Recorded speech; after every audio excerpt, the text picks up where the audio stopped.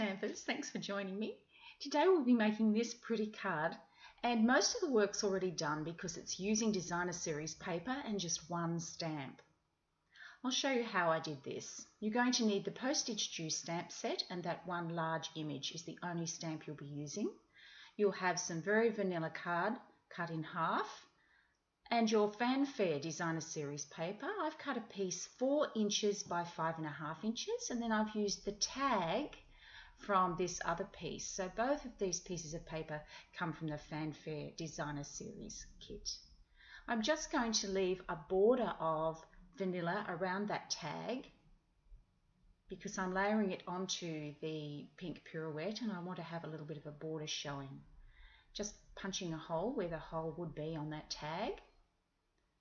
And now I'm going to bring in my inks. I'm using basic grey and more mustard and a stamping sponge, and I'm going to stamp around my stamp with the more mustard, and I'm going to put that image to the top of the page, leaving space at the bottom because that's where the tag will be going.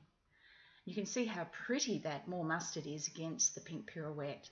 Now I'm bringing in the basic grey and a stamping sponge, and I'm just going to sponge around the edge of the entire piece. And I'm going to do the same with the tag. I'm going to sponge around the edge of the tag with the basic grey ink as well. Now I'm just going to snail that designer series paper on. And for the tag, I'm bringing in some Victoria crochet trim and very vanilla seam binding ribbon and threading them through the hole one at a time. And I actually found afterwards I'd used way too much of this. You could get by with much shorter pieces because I really trimmed it down quite a bit at the end.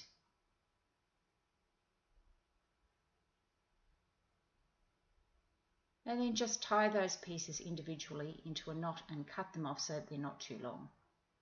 Now I'm moving that knot to the front of the tag so it won't be too bulky, and putting a dimensional on the back and then 2 more on the bottom of that tag. And I'm just putting that at an angle onto the base of the card like that.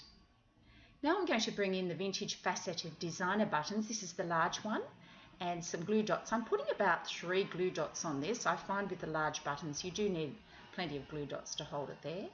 And I'm also going to put a glue dot right in the center of this button.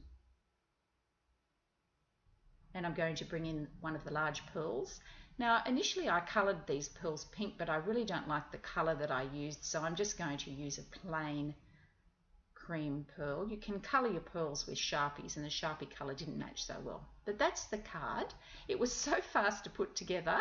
I hope you enjoyed it, and it's got a nice vintage feel to it. If you'd like to join us in a class in my Sydney studio, we'd love to see you there.